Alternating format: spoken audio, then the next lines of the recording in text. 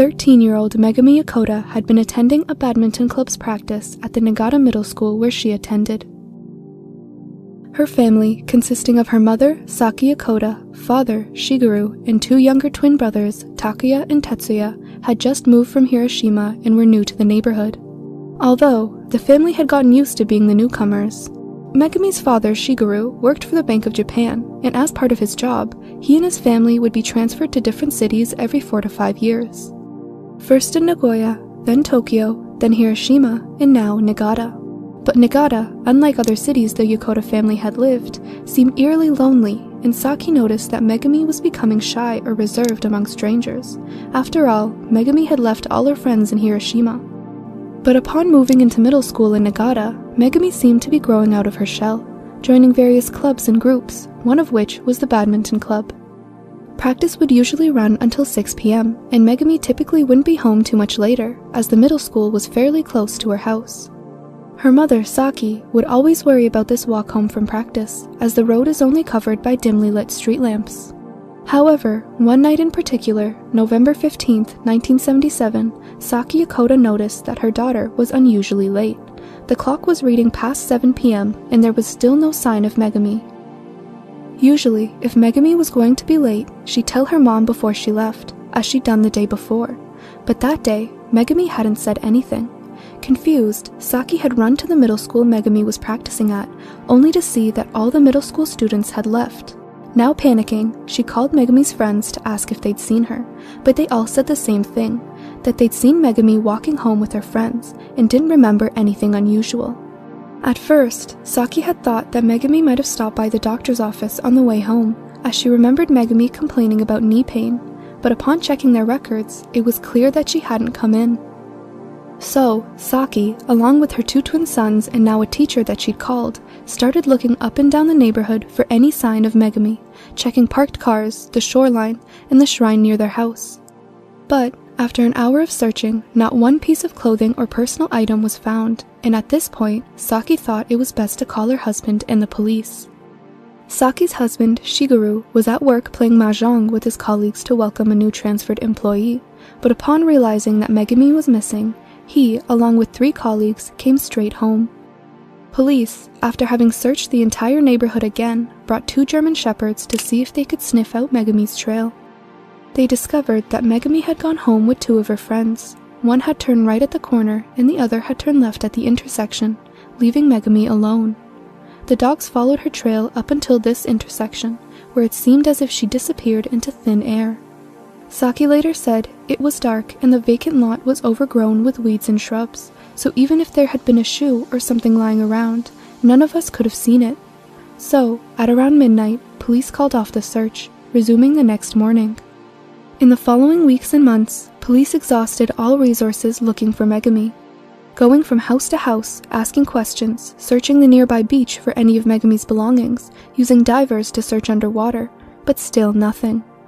It was at this point when Megumi's parents started thinking of every scenario that could have taken place that day. They thought that she might have gotten hit by a car. Her husband theorized that the driver might have been intoxicated and disposed of Megumi to avoid getting in trouble. Police also initially shared this belief, but there was no tire marks, glass, or any indication that anything, let alone a car crash, had happened at that intersection. Although, the police did have one more theory, that Megumi might have gotten kidnapped by a gang. She could have been knocked unconscious or forced into a car.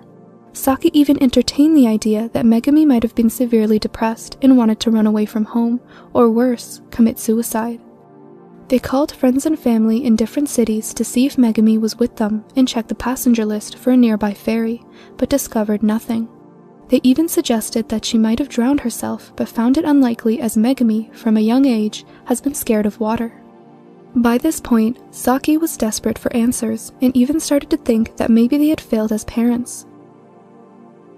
Perhaps we were overprotective, yet given the reality of her absence, I found myself hoping that she had run away. At least then there was a hope that I would be able to see her again, sometime, somewhere. その家出の理由というものは一人一人全く違うわけでございますが、さてこれがですね、めぐみさんの探すポスターでございますがね。新藤さんの呼びかけていただきたいと思います。はい、お気持ちをどうぞ。めぐみちゃん、なたが本当に自分で出ていくとはどうしても思えません。暗い道で何かがあったんじゃないかと、そればっかり思って、どんな辛い思いで暮らしているのかと思うと、もう本当にどうしていいかわからない状態です。どうぞ元気でいるのなら、たった一言でいいですから、電話なりはがきの一本なりよこしてください。全国の皆さん、どうぞこの子をどこかで見かけた方。 Years passed, and the family had centered their daily lives around looking for Megumi. Every day, after Saki would finish her housework, she'd walk in a different part of town in the hope that her and Megumi would cross paths. One parent would be home at all times in case Megumi called, and the door was left unlocked and the light on all night to show that they hadn't forgotten about her. The disappearance affected every other aspect of life as well. The family stopped going on vacations or family get-togethers, and the Bank of Japan had delayed Shigeru's next move. After 6 years, though, Shigeru and his family were asked to transfer to Tokyo, and although they left with a heavy heart, they thought it might be good to start fresh. After all, they couldn't keep living in Niigata forever. But the move to Tokyo only seemed to magnify Megumi's disappearance. Whenever my husband or I walked along the street, we couldn't help but notice if there was a girl about Megumi's age. But worst of all were the unidentified post-mortem pictures that Saki and Shigeru had to look over to potentially identify Megumi. I looked at each photo, and whenever I came across a woman with a round face like Megumi's, my heart would stop. The experience was so unbearably frightening. Little did Megumi's parents know, 8,000 kilometers away, Korean Flight 858 was taking off, which would eventually reveal the first of many clues as to the whereabouts of Megumi Yokota.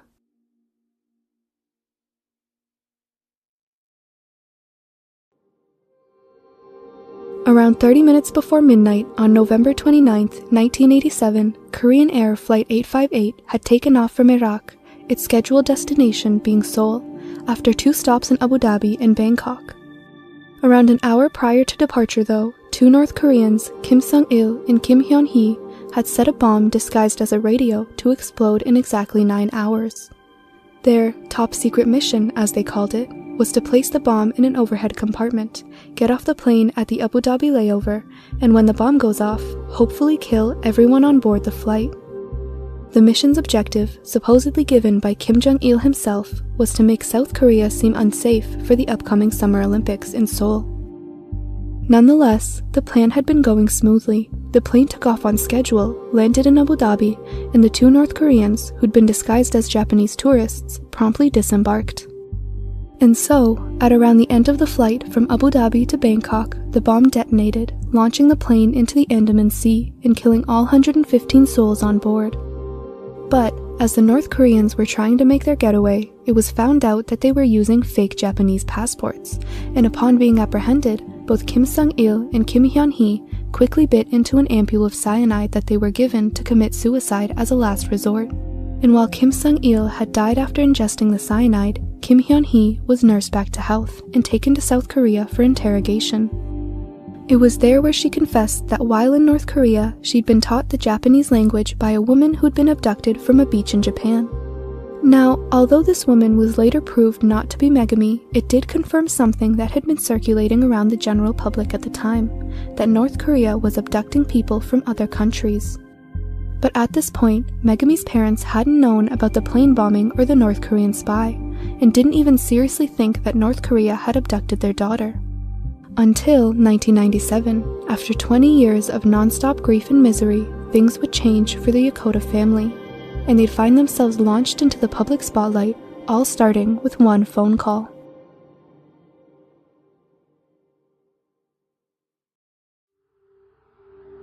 It was January 21st, 1997, when a now-retired Shigeru had received a phone call.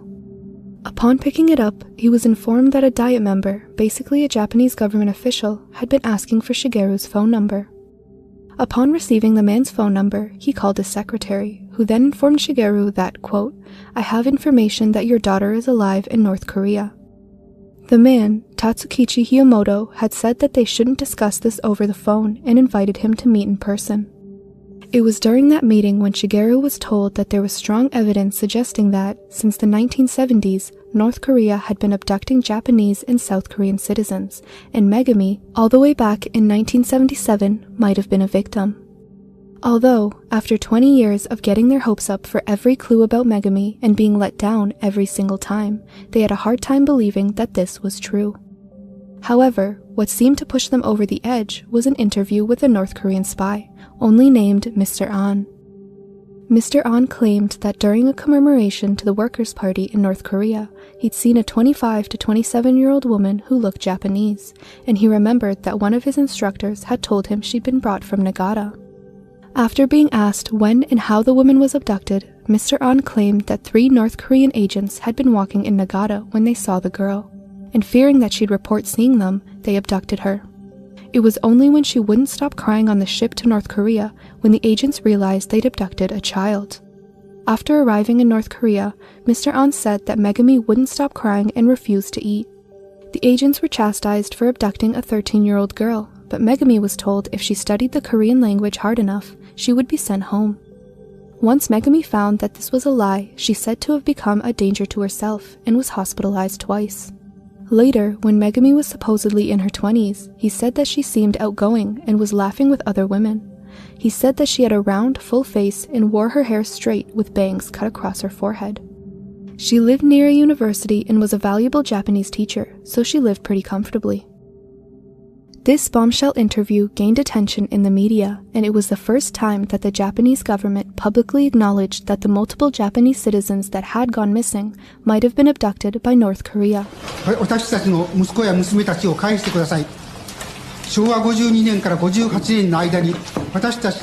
But despite this breakthrough, the Japanese government initially did little to solve the abduction issue. Japanese and North Korean relations had historically been marked by tension and hostility, and in the 1990s, North Korea had vehemently denied having abducted any foreign citizens and had even walked out of negotiating rooms at the very mention of the victims' names. But something that North Korea couldn't deny at the time was that it needed help. The country had been in famine for years and needed emergency rice from Japan, and so it allowed talks between the two countries. But because Japan wasn't getting any closer to solving the abduction issue, protests had started to form outside of political party buildings.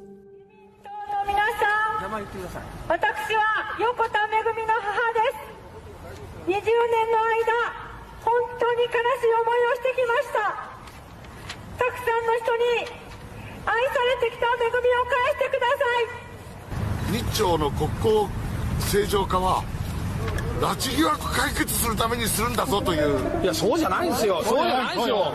米を出すからいけないんですよ、米を。いや、違うんだって。違いますよ。何言ってんですか。地方って言われて恥ずかしくないのか、あんた。大丈夫、大丈夫。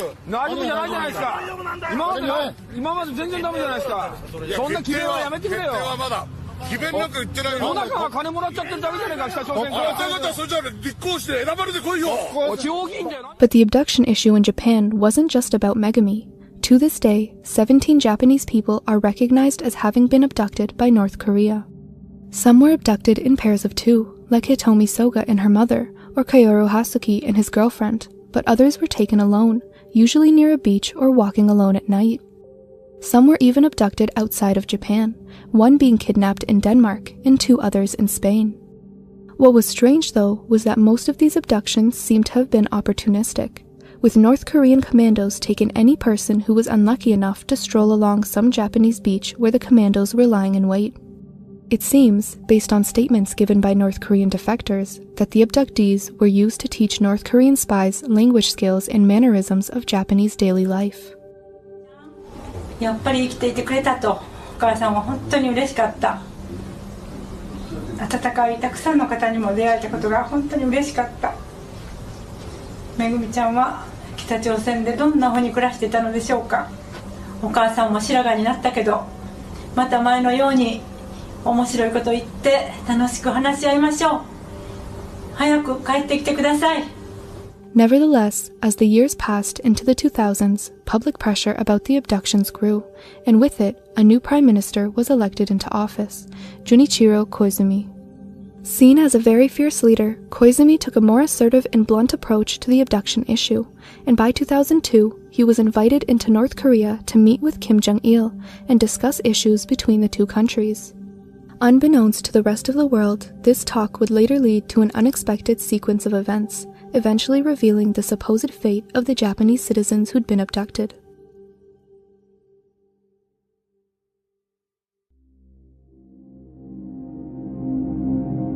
It's not exactly known what was said behind closed doors between these two leaders, but miraculously, these fateful talks in September 2002 resulted in Kim Jong-il formally acknowledging and apologizing for the abduction of Japanese citizens, including Megumi Yokota. The catch, though, was that he admitted to abducting only 13 people, 2 less than the official count at the time. He also claimed that of the 13 people abducted, only 5 were alive, and the other 8, including Megumi, had died in captivity. Most causes of death were given as traffic accidents or gas poisoning, but Megumi's was given as suicide. It was later explained that she had committed suicide in 1993 after suffering from mental illness. It was also later claimed by someone close to Megumi that she'd been in bed with a headache, quote, for a long time before she died. One day, she was taken to the hospital and she didn't come back. A doctor who claimed to be the one who treated Megumi in hospital said that she was depressed and barely talked. この何もない、いつ死んだかどうかっていうことさえわからないような、そんなことを信じることはできません。めぐみは犠牲になり、また使命を果たしたのではないかと私は信じています。いずれ人は皆死んでいきます。本当に濃厚な足跡を残していったのではないかと私はそう思うことで、これからも頑張ってまいりますので、どうか本当に皆様と。North Korea provided death certificates of the abductees who died, but said that they only had the remains of Megumi and one other abductee, Kaoru Matsuki. The others, they claimed, were buried in burial grounds that had been washed away by torrential rainfall. In the following weeks, North Korea agreed to hand over all death certificates and remains that they had, and in a surprising decision, they even let the 5 abductees who were still alive return home, but only on the condition that they would fly back to North Korea after 2 weeks. So, around 20 years after they were abducted, the 5 victims returned to Japan, but family members and the press quickly realized that something was off. After spending most of their life in North Korea, the abductees had returned with Kim Jong-il pins pinned to their coats, and had requested that they wouldn't be asked about their life in North Korea, or their past. Sources say that they'd even said they prefer their life in North Korea and wouldn't want to stay in Japan. The Japanese government and the media accepted this awkward charade.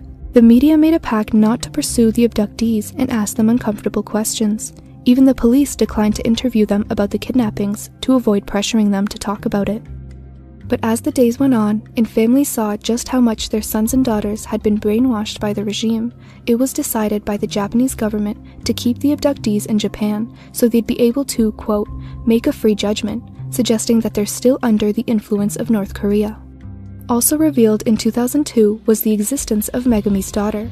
Apparently, in the late 1980s, Megumi had married an abducted South Korean and had a daughter named Kim Hee-kyung, who Megumi's parents wouldn't meet until 2014. 이렇게 나오니까 그렇게 생각하면서 그러니까 여기서 할아버지 할머니가 보고 있는 것 같지 이렇게 생각하면서 이 아저씨 얼굴 보면서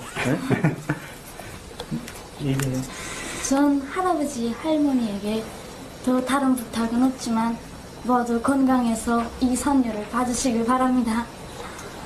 그저 이 선녀가 올리는 인사라고 받아주십시오. But with this abundance of information came obvious skepticism. First, it was clear that the death certificates provided had been hastily created before they were handed over. All the certificates were issued by the same hospital and had the same certification stamps. And various documents had certain sentences or words missing, almost as if they'd been redacted. It was also noticed that the hospital records had seemed to be written over, and what seems to be a hospital patient register, admission and discharge, is crossed out and replaced with deceased. Next was the problem of Megumi Yokota herself. North Korea and Megumi's husband had initially claimed that she had died in 1993 after suffering from mental illness, but multiple Japanese abductees who'd come home had said that they remember seeing her in 1994. Later, Megumi's husband had agreed it was 1994 and claimed he only said 1993 because of a, quote, illusional mistake. And lastly, there was the problem of Megumi's remains. By 2004, North Korea had handed over what they claimed to be Megumi's cremated remains, but upon taking 5 samples and finding DNA from 2 different sources in the remains, neither of them matched the DNA from Megumi's umbilical cord, which her parents had kept, as is common in Japan. Nothing that would be taken from the remains suggested that they were Megumi's, leading the Japanese government to believe the remains were either fake or of another person. However, an article later published claimed that the testing was performed by a relatively junior faculty member at a Japanese university, and that he had no previous experience in the testing of cremated remains. This article suggested that, whether they knew it or not, Japan might have done the testing incorrectly, and gotten a wrong conclusion as a result.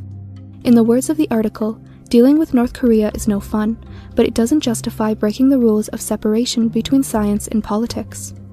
All these issues again served as a wedge between North Korea and Japan, furthering the tension and the hatred between the two countries.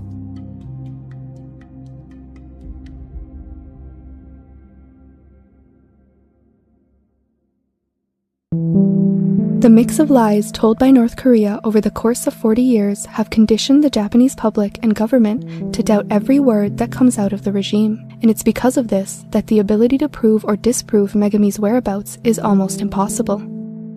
Despite this, in Japan, it's widely believed that Megumi Yokota is still alive, and that North Korea has kept her for any number of reasons.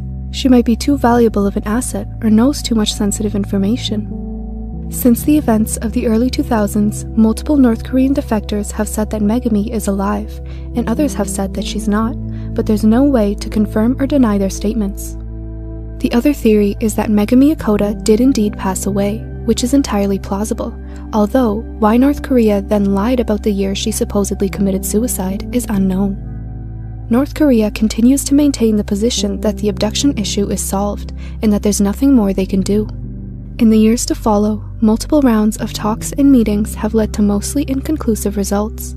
Since 2004, Japan has asked North Korea multiple times to investigate the whereabouts or any information about the other abductees, to conclusively confirm whether they're deceased or not. And almost every time, North Korea has presented incomplete information that lacks concrete evidence, or just failed to make any progress. However, Japan continues to try and pressure North Korea into investigating the abductions.